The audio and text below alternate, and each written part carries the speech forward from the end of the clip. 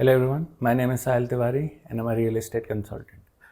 So, I'd like to explain you why you should always be considering a big township or a mini city as an investment option, right? Why it's a better deal.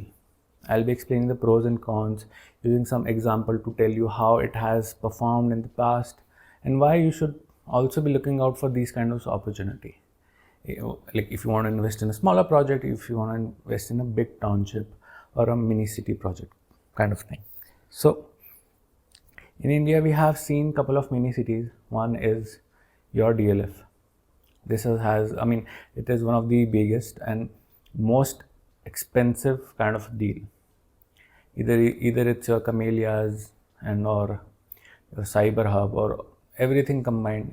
It's a mini city which has crossed Mumbai in terms of real estate pricing, which is a big thing. DLF is like what 20-30 years old city and Mumbai is like 150 years old city. But somehow this city has created such a spike. It's created such a peak in the prices that it's on par with Mumbai and somewhere beating Mumbai also. So that's a very big thing. Same, we have a mini city in Mumbai, Hiranandani. Bangalore has Prestige and our Pune has Magarpada city. So what does these city gives you? Why are they so expensive? Why are they so expensive? Plus they're good. People want to live there. They create a hype. Why is that? So number one is they provide an experience of a first world city in a third world country.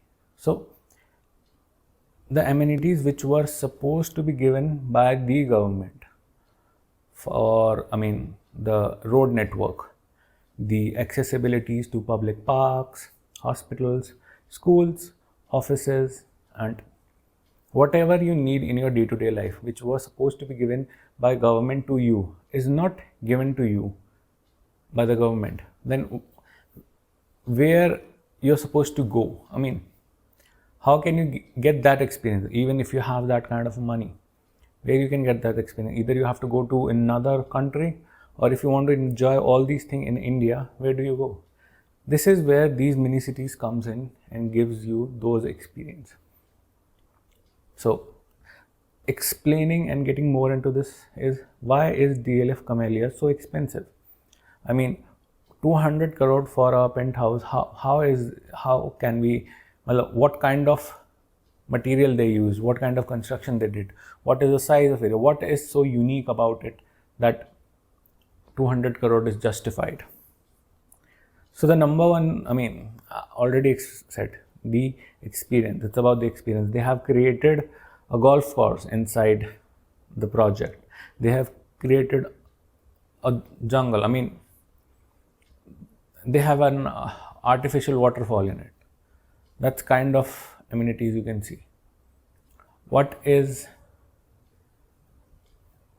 the USP? Their USP in that sense is that the facilities, the services they provide, that is not available anywhere in this country.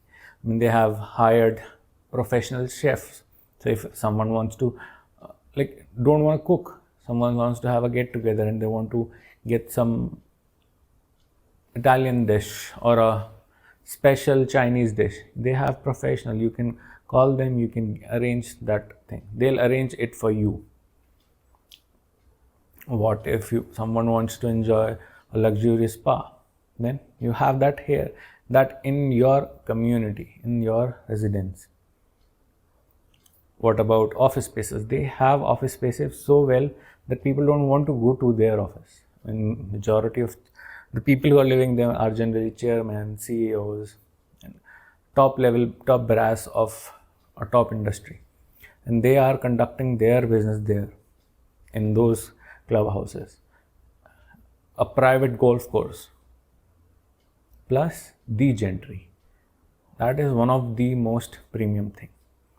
You're living with someone who is If you are a person who has a 100 crore net worth and you're living with someone who has a 500 crore net worth, here is another person who has 50 crore net worth. Couple of blocks away, a person lives with just 1,000 crore net worth.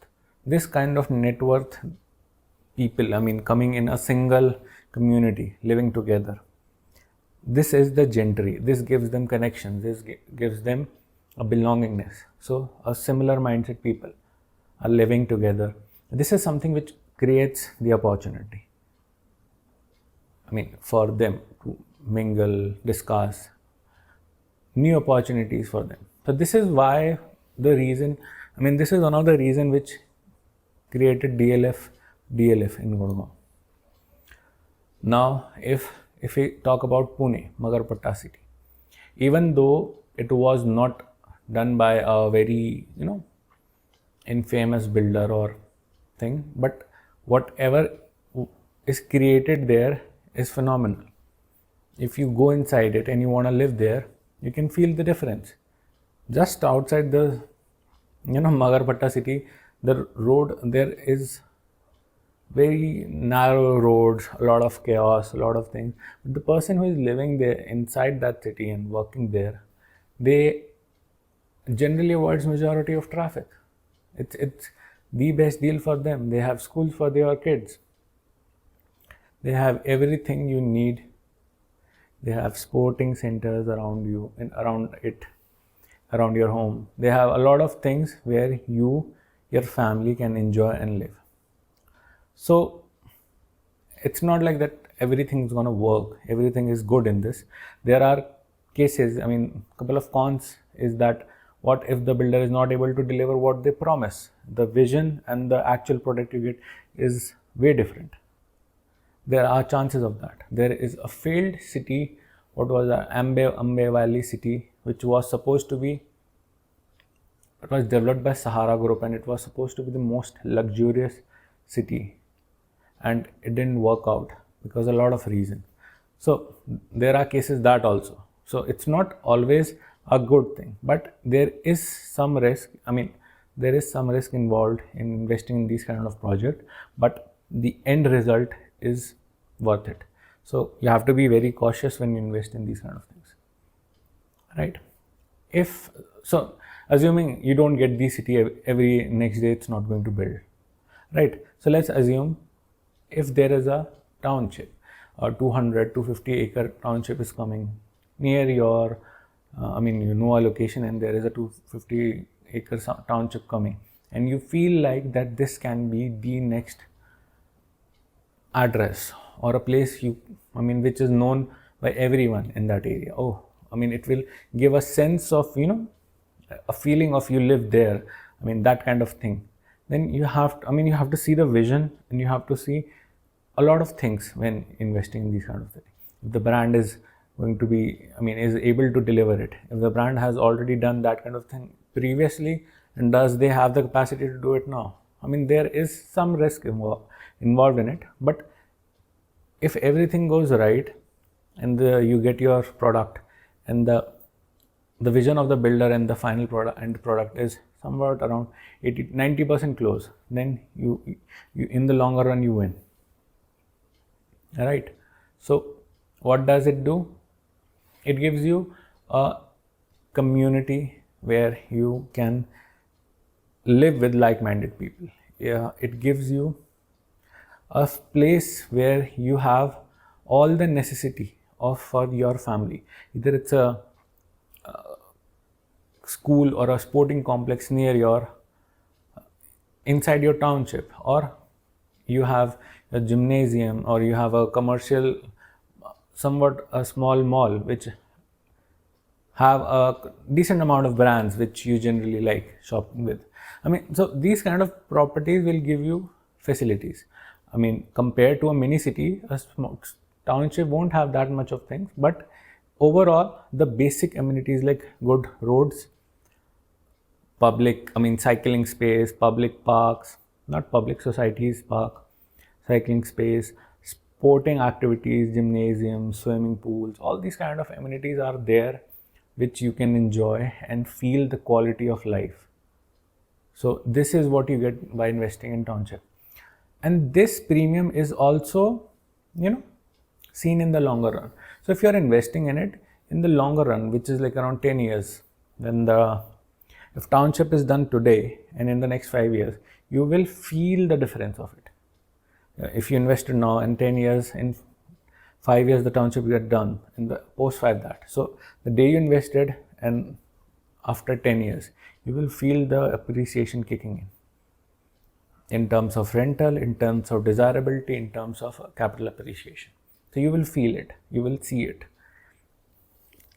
Even though you shouldn't be selling these kind of property, they are meant to be, if you're an end user, you should be living there. If you're not, if you're an investor, you should always enjoy the premium of the rental. So this is why Township generally perform well over smaller projects. It's not like that smaller project doesn't work, but the premiumness is there in a Township, that you will feel it in terms of rental also. So I hope this cleared a lot of doubt of people having, was if investing in a smaller project or a Township, what should they choose? And it paints a clearer picture in their head. And I hope you like this video. If you have any personalized questions, any personalized query, do fill the form in the description. And if you have a generic question and if you want some overall conceptual answer, then always the comment section is open for you. Please do feel to ask your queries and I'll surely reply to it. I hope you like this video. Thank you for watching. See you next time. Bye bye.